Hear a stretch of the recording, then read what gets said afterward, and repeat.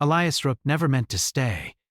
He had only come to the upper observation level to check the environmental readings, a kind of quiet work that usually gave him time to think. The embassy station floated between stars, far from any planet, built as neutral ground for species that did not yet trust one another enough to meet face to face. Elias liked places like this. They were honest in their emptiness. The corridor lights dimmed automatically as he walked, adjusting to his presence. Most diplomats avoided this level. The wide glass walls looked out into open space, and many species found that view unsettling. Humans, however, often found it calming. That was when he noticed the chamber was occupied.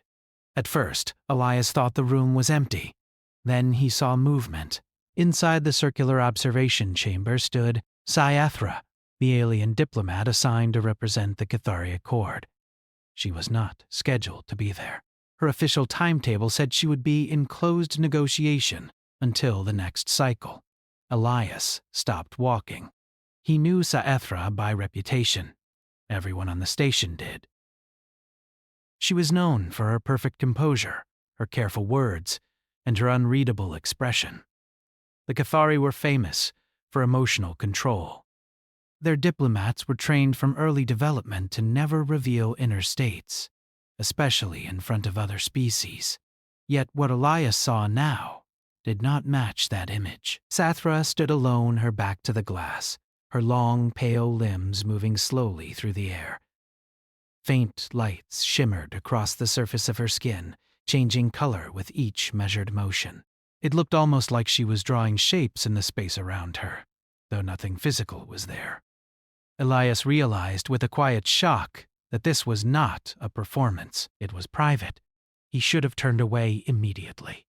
He knew that. Every cultural training program drilled it into them. If you witness an unsanctioned alien ritual, you leave. You document nothing. You do not observe. But his feet did not move. There was something fragile about the moment. Scifi's movements were slow, careful, as if she were holding something invisible and precious. Her usual rigid posture was gone. Her shoulders lowered slightly. Her breathing, normally almost imperceptible, was deeper.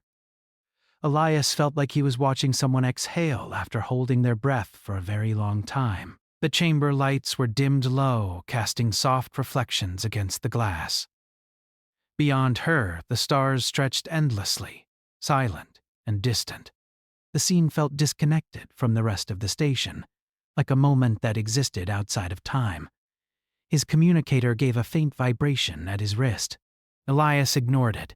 He told himself he would leave in just a second. One more heartbeat, one more glance. Then Scifi stopped moving. Her body became completely still. Slowly, she turned her head.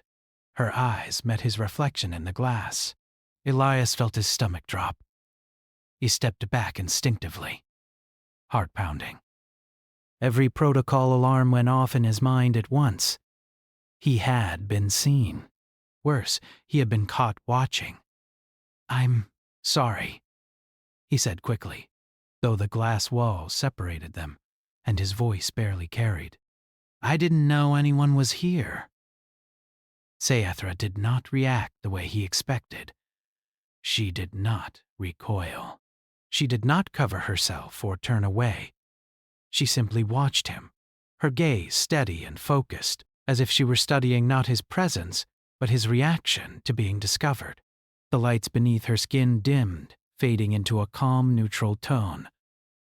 For a long moment, neither of them moved. Elias considered running. He could still leave, pretend this never happened.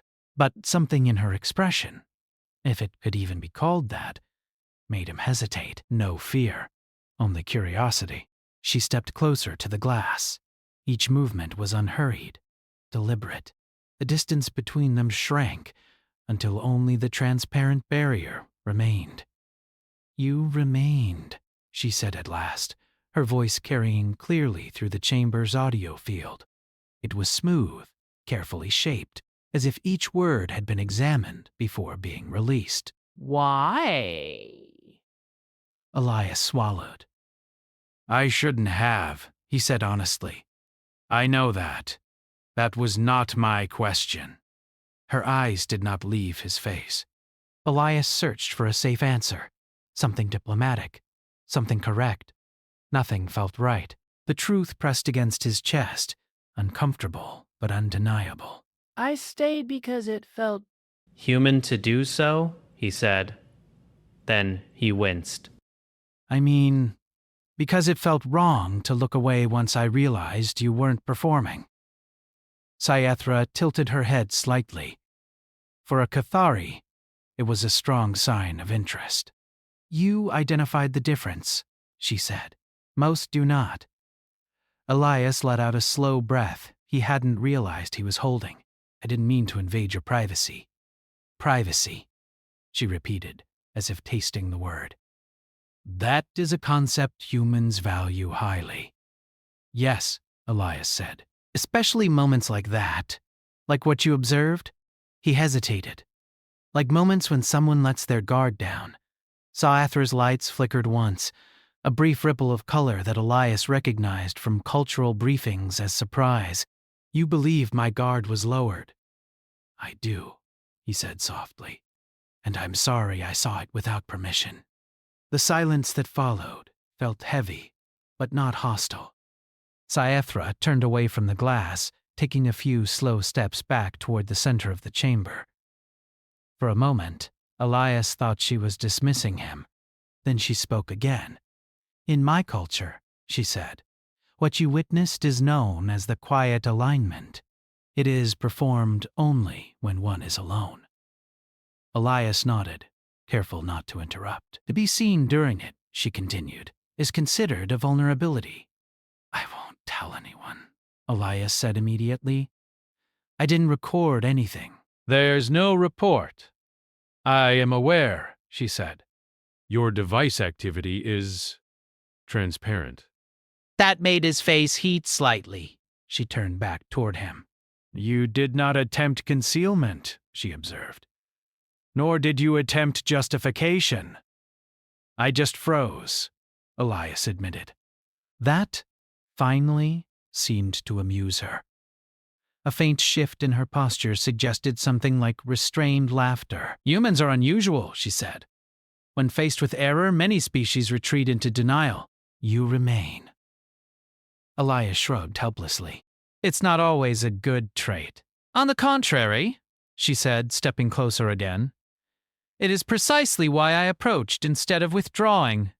His pulse quickened. You didn't have to. I wanted to, she replied. That answer lingered between them. Sciethra studied him openly now, no longer hiding behind the polished neutrality she displayed in council meetings. Elias felt the weight of her attention, not uncomfortable, but intense, like standing beneath the clear sky. You are not a diplomat, she said. No, Elias replied. Cultural analyst, an observer by profession.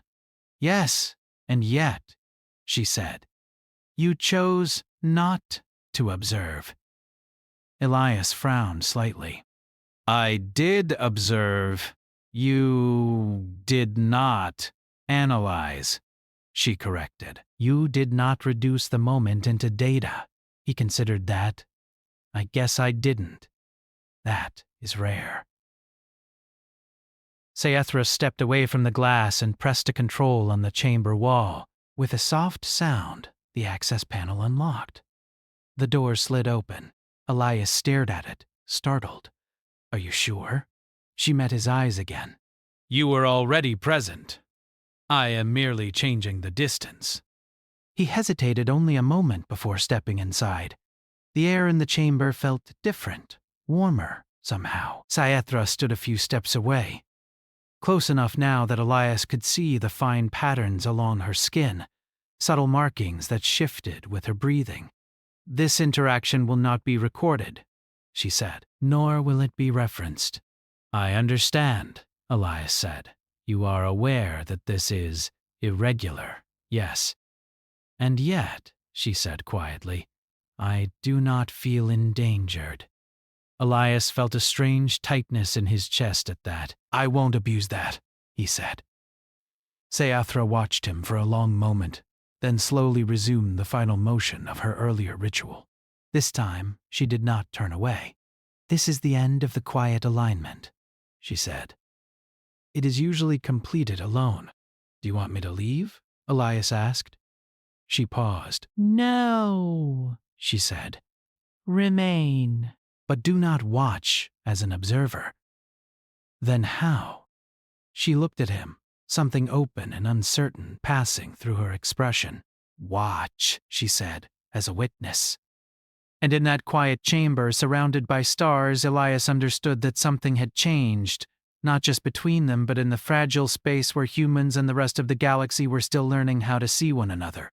Elias did not move right away. The chamber felt too quiet, as if even the station itself was listening. Sayathra stood near the center, her posture calm but no longer closed. The soft lights beneath her skin moved slowly now, not forming patterns, just flowing gently, like a quiet current. To watch, as a witness, Elias had never been asked that before. He stood with his hands relaxed at his sides, forcing himself not to analyze, not to categorize. This went against years of training. His job was to observe cultures, to understand them, to explain them to others. But Sayathra had asked for something different, so he simply stayed. The final motion of her ritual ended with her hands lowering slowly, her shoulders rising and falling once with a deep breath. The lights along her skin faded to a steady, neutral glow. It is finished, she said. Elias nodded. Thank you for letting me stay. You did not request permission, she replied, not accusing, only stating fact. No, he said, but I would have left if you asked. That seemed to matter to her. She looked at him closely, as if searching for something beneath his words. In my experience, Sayathra said, permission is often treated as a formality, something asked after the decision is already made. Elias considered that. Sometimes that's true, but sometimes people mean it. And you? I tried to. She turned slightly, walking toward the glass wall. The stars beyond reflected faintly against her form. My people believe that to be seen is to be known, she said, and to be known is to be vulnerable. That makes sense, Elias said. Humans feel that way too, we just deal with it differently. How? He hesitated, choosing his words carefully. We tell stories. We share things that matter to us, sometimes with people we trust, sometimes with strangers. Why strangers? Because sometimes it's easier, Elias said. A stranger doesn't already have an image of you. They see what you show them in that moment. Sayathra turned back toward him. You are saying vulnerability is temporary. It can be, he replied. Or at least, it doesn't have to define everything else. She was quiet for a long time. Elias felt the weight of the moment, the risk she was taking simply by continuing the conversation. No other diplomats were present, no translators, no observers, no official record. This was not how interstellar relations were supposed to work. You did not look away, she said at last. Yet you did not step closer until invited. I didn't want to make you uncomfortable. Most species would have either fled in fear or advanced in curiosity, she said. You remained still. Elias gave a small, nervous smile. I didn't know what the right move was. That is honesty, Sayathra said, and honesty is uncommon. She moved closer again, stopping a respectful distance away. Close enough that Elias could see the fine details of her eyes, the way light shifted within them. You are aware that what you witnessed could be used, she said. Information is power in diplomatic systems. Yes, Elias said. I'm aware. And yet you promise silence without negotiation. Yes. Why? Elias took a breath. Because some things shouldn't be used. That answer lingered between them. Sciathra's lights shifted, forming a slow, thoughtful pattern. "Among my people," she said, "there is a belief that secrecy is safety." And is it? Elias asked gently. She did not answer right away. "When one hides everything," she said eventually, "nothing can be taken." "But nothing can be shared either," Elias nodded. "That can get lonely." The word seemed to strike something deep. "Lonely," she repeated softly. For a moment, the diplomat mask cracked further, not enough to fall away completely, but enough for Elias to glimpse something behind it. Not weakness, something quieter, something tired. "Your species forms bonds quickly," she said, "even across differences." "Not always successfully," Elias admitted. "But we try." Sciathra studied him again, then turned toward a small seating structure near the wall. It adjusted automatically to her presence. "You may sit," she said. Elias did so carefully, keeping his movements slow and respectful. She did not sit, instead remaining standing, her posture relaxed. "This interaction," she said, "will remain between us. I understand. If disclosed," she continued, "it could destabilize negotiations." You speak with certainty. Yes. "Even knowing the potential consequences to your career?" Elias shrugged. "Jobs come and go. Trust is harder to rebuild." That answer seemed to surprise her again. "Your priorities are unusual." "So I've been told." For the first time, Sciathra allowed something that resembled a smile, though it was subtle, expressed more through posture than expression. "There is something I wish to understand," she said. "I'll answer if I can. When humans witness vulnerability," she said, "why do some protect it while others exploit it?" Elias leaned back slightly, thinking, because humans aren't all the same. Some are afraid. Some are curious, some are kind, and some don't know how to handle power. "And you?" "I've been afraid," Elias said honestly. "I've been curious. I try to be kind, and I avoid power when I can." "That is not the path to influence," she said. "Maybe not," he replied, "but it's the path I can live with." Sciathra turned away briefly, her attention shifting to the stars outside. The silence that followed was not uncomfortable. It felt shared. "You asked me to stay as a witness," Elias said after a while. "Does that mean something specific to your people?" "Yes," she replied. "A witness observes without possession. They remember without control." "That sounds important." "It is rare," she said. "To invite one is a risk." Elias felt a quiet responsibility settle over him. "I won't take it lightly." "I believe that," she said. A soft chime echoed faintly through the chamber, a distant signal from the station's internal systems. Neither of them moved to respond.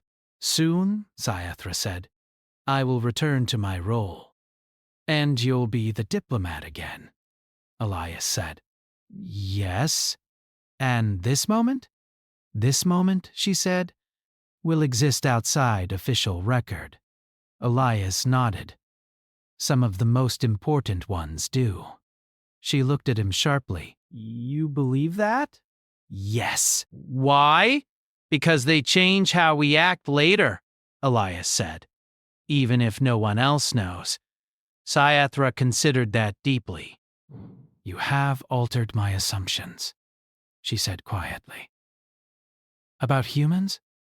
"About observation," she corrected. "And safety." She stepped closer once more, extending one hand slightly, not touching, just enough to indicate trust. "In my culture," she said, "this gesture signifies acknowledgement of shared awareness." Elias did not fully understand it, but he mirrored the motion carefully. Their hands did not touch. That seemed to matter. This exchange will influence future decisions, Saethra said. Mine. Elias felt a mix of pride and humility. I'm glad if it helps. She lowered her hand. You should return to your duties, she said, before absence becomes noted. Of course.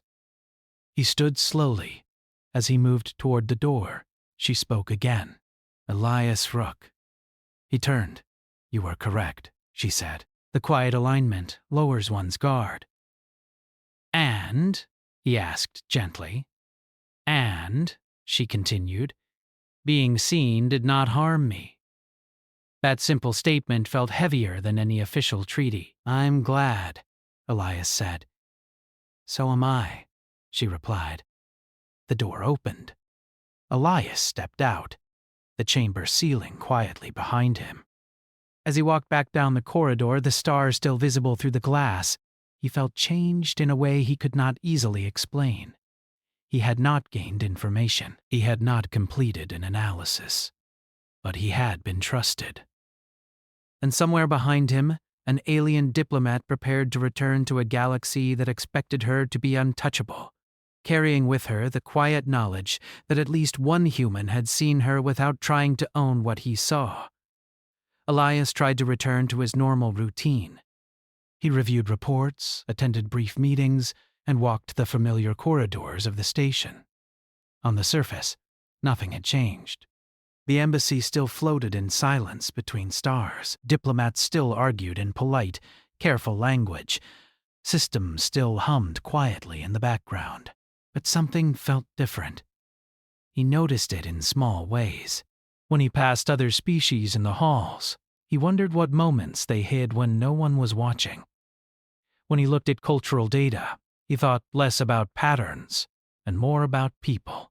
Even the stars outside the glass seemed less distant, as if they were no longer just objects to be measured. He did not see Saethra for 2 full cycles. That, too, was unusual.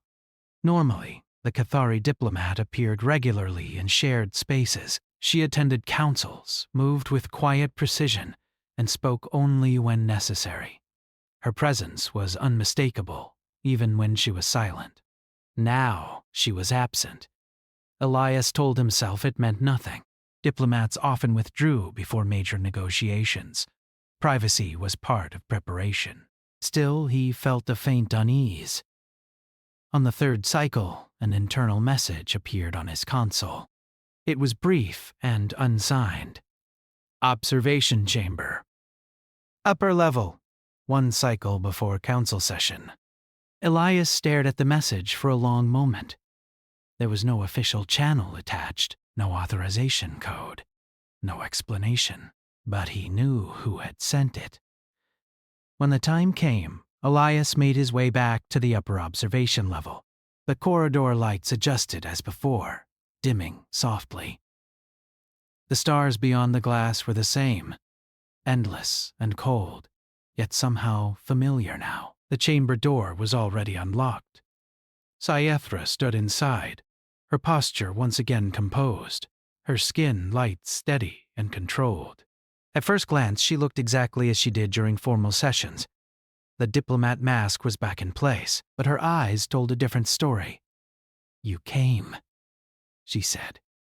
Yes, Elias replied. I wasn't sure if I should. That uncertainty is appropriate, she said.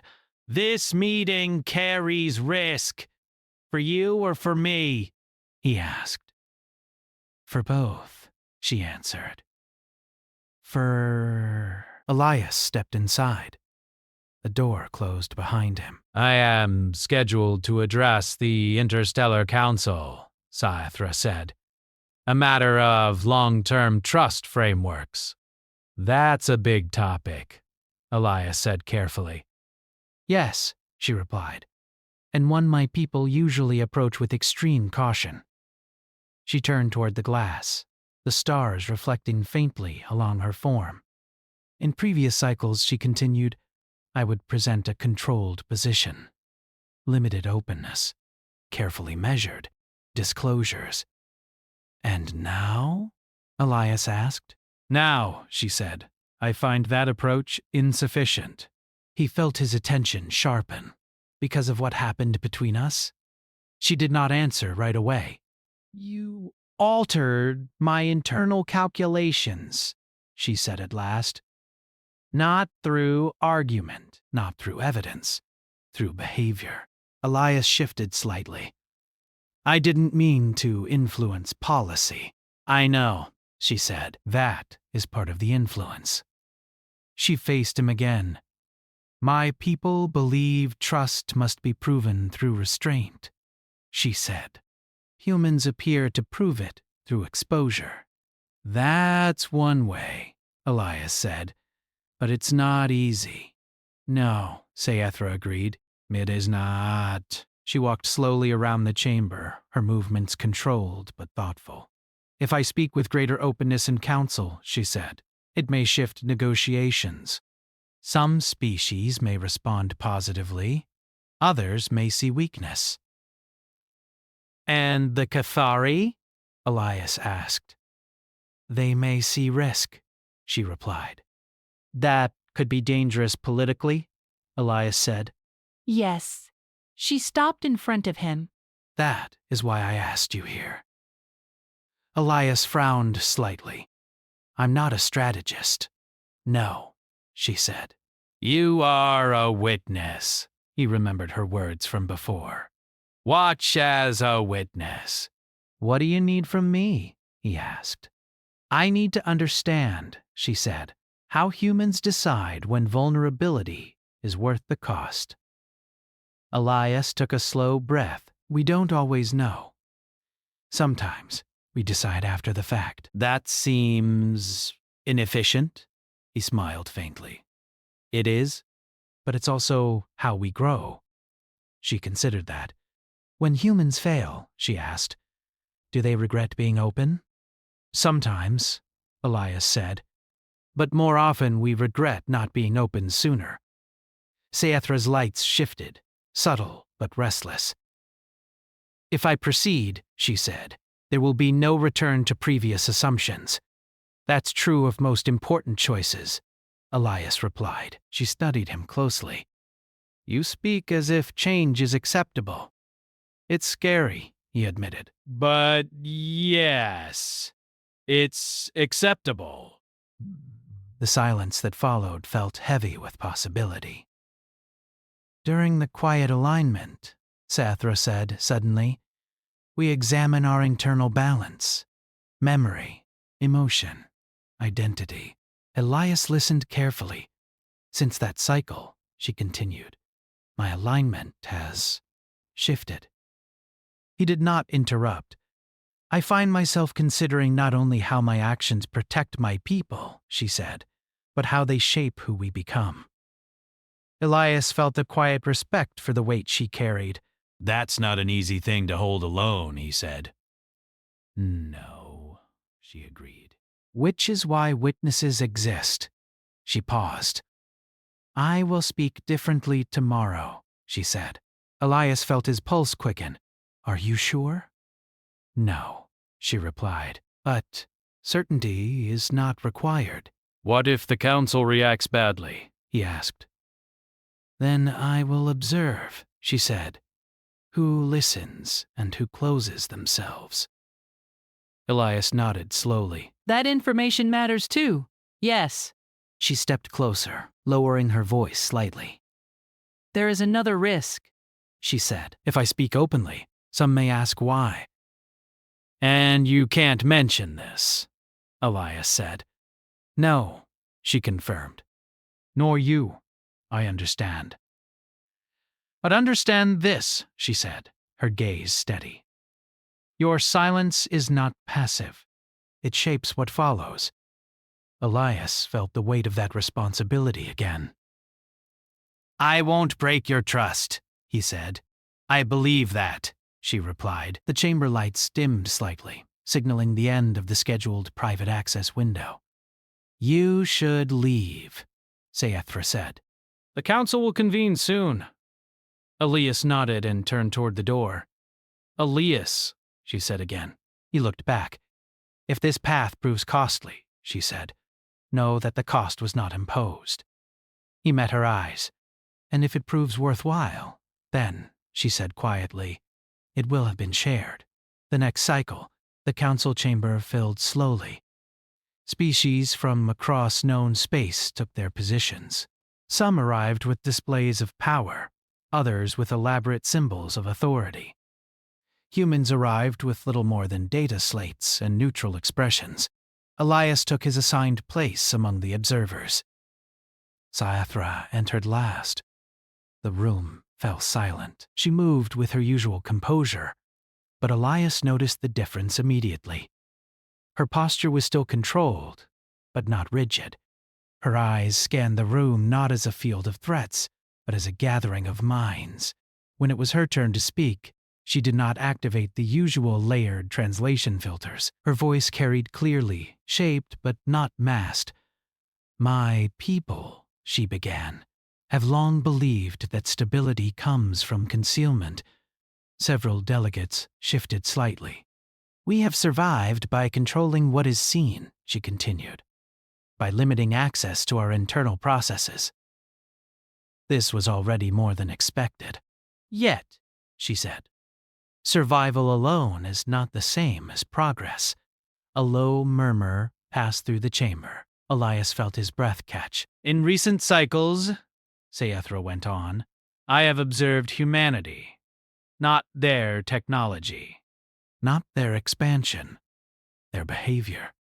She did not look at Elias. She did not need to. They reveal themselves imperfectly, she said. They risk misunderstanding. They accept discomfort. A few delegates leaned forward. This is not weakness, Sciathra said. It is a different form of strength. The chamber grew very quiet. My proposal, she said, is a trust framework not based solely on restriction but on selective openness, on shared witness. There it was. Elias felt tension coil in his chest. Not all moments must be shared, Sciathra continued, but those that shape identity should not exist entirely unseen. Some species reacted with interest, others with visible discomfort. I do not ask immediate agreement, she concluded. I ask consideration. She stepped back. The council erupted into controlled discussion. Questions followed. Challenges, concerns about risk, precedent, and exposure. Sciathra answered calmly, without retreating into abstraction. Elias watched, not as an analyst, but as a witness. When the session finally ended, nothing was decided, but something had shifted. As the chamber emptied, Elias remained seated for a moment, letting the noise fade. He did not know what the final outcome would be. He did not know whether Sathra's choice would strengthen her position or isolate her, but he knew one thing. A single private moment, seen and respected, had rippled outward into something far larger. And somewhere within the careful machinery of interstellar politics, humanity had made itself known not by force or dominance, but by the simple act of knowing when not to look away and when not to speak.